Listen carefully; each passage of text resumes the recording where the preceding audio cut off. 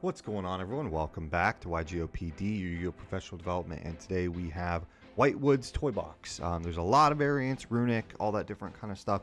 I wanted to show you a very basic variant I've been testing. This is something I messed with pre-info as I was kind of learning the cards as they were revealed, and then just have slowly started touching it and updating it. But I wanted to show you the base version where I landed, and of course it's going to take a lot of improvement and a lot of innovation. But if you want a really base starting point, I think this touches on a lot of the roots of the deck, and then from there can branch out into other unique variants. But this is probably much more pure, just the toy box and the Whitewoods without doing too many extra things. So yeah, we'll go ahead and hop right into it. I'll talk a little bit about the combo as well at the end.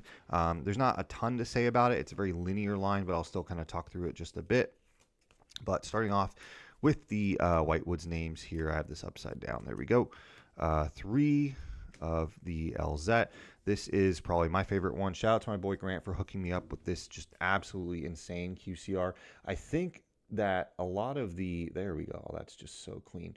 A lot of the lighter colored Whitewoods cards, like the white in the background, pop more. I think Mulcharmy also does a good job of that. The whites and blues look really, really cool on these. So this is your main starter. This is the one I prefer to see the most because it still lets you play stuff without dedicating your normal summon.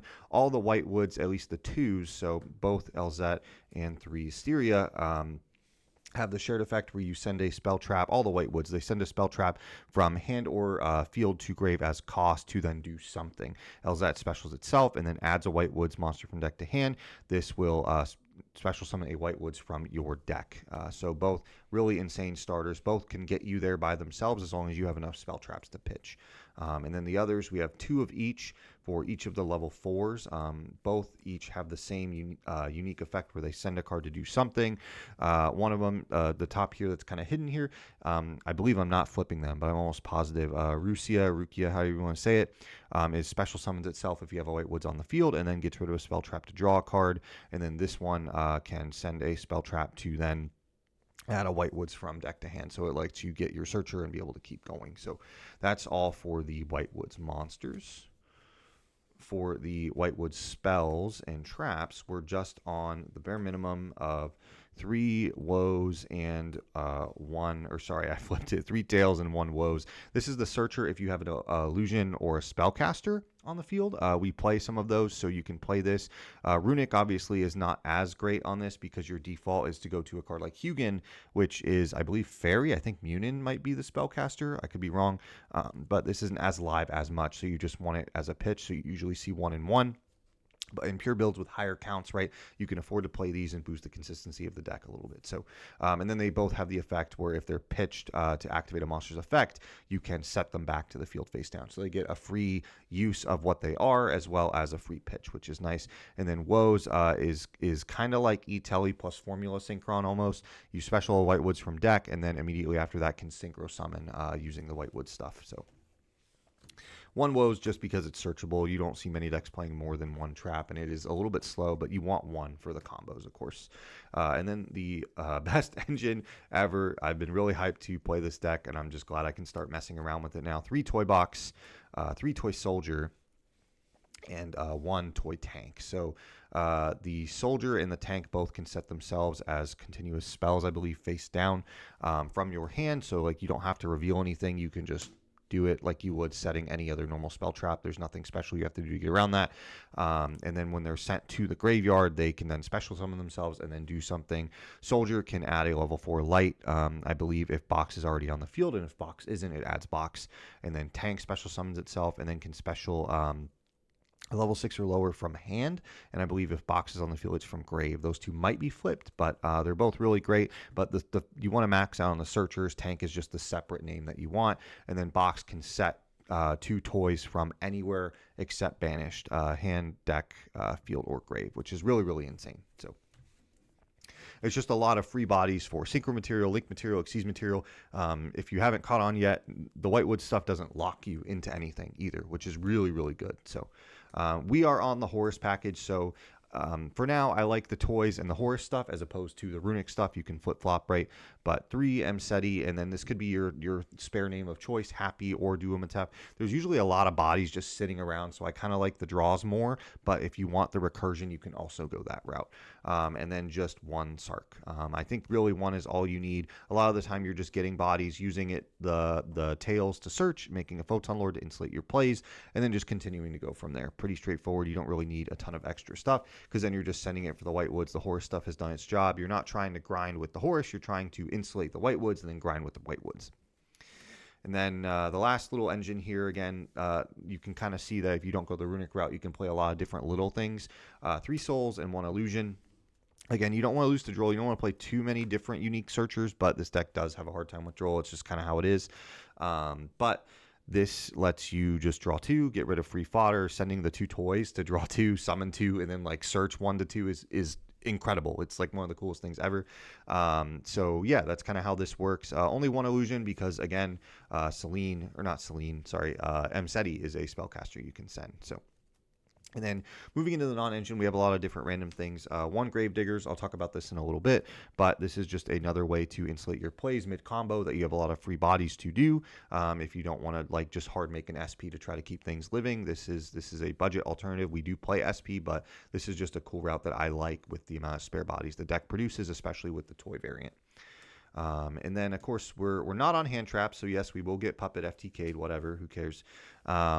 It's just, I think for most people that I've realized is if you're playing Whitewoods, your non-engine has to be more spell trap focused, just because if you have weird hands where you need to pitch stuff, you need to be able to pitch stuff. If I draw a Veiler and a Whitewood starter, and that's like all I have, then I can't play. So at least with a card like Droplet, you can do that. So 3 Droplet, 3 Black Goat is one of the most abusive cards to work in this deck too. It's just really, really powerful, and just a unique card to be able to exploit in this deck in particular. And then yes, you've seen this in a lot of other lists probably, I'm sure, but boohoo, unfortunately this card does need to go back to 1 or get banned.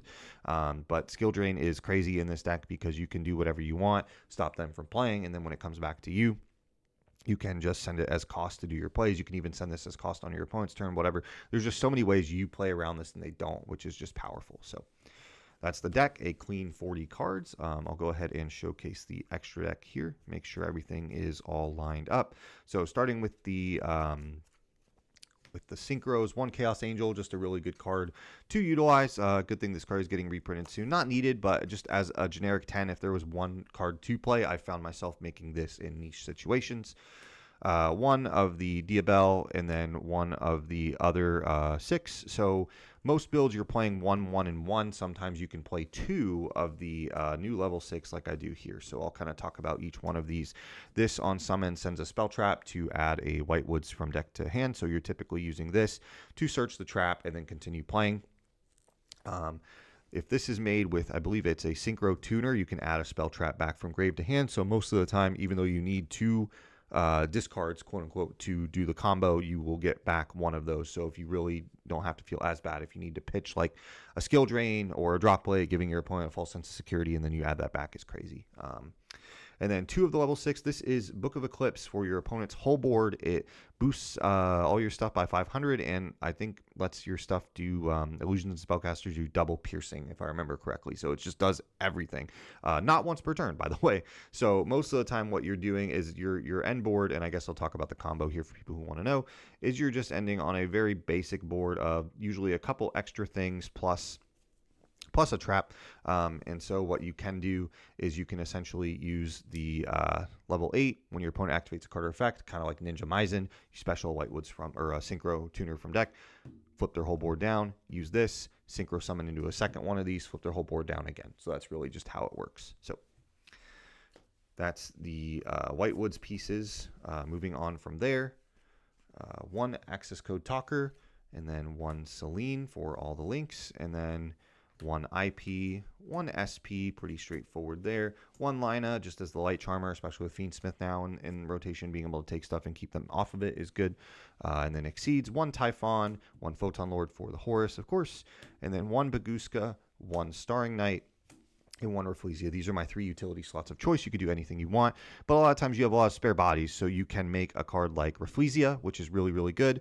to just insulate from Nibiru with Gravedigger's Trap Hole. Starring Night, sometimes you have really awkward hands in the toys and you have to waste a normal summon. This lets you spit out maybe like an Asteria that you wish you could have normaled and still be able to continue playing. And Baguska is actually one of my favorite cards in this deck, just because you don't end on it, but no matter what, you pretty much always play through Nibiru. So the cool thing is during your normal combo, you're going to have most of the time 2 synchros in grave by the time they nib you or decide to nib you. And what you can do is the hidden effect that I did not go over because I was saving it, that the level 4 Whitewoods monsters have, is they can quick effect shuffle a synchro back and then special summon themselves. So if you do your full combo and they nib you, you can shuffle back 2 synchros, summon each one, make Baguska, and pass. And now you've played through a lot of hand traps. They're under a floodgate, and then you can just come back from next turn. So yeah, that's Whitewoods, a clean 40 cards. Yeah, so if you guys are interested, I can make a bit of a quick combo video on more of the pure variant and how I play it if you're interested. But yeah, let me know what you guys think, and I'll see you all in the next one. Later.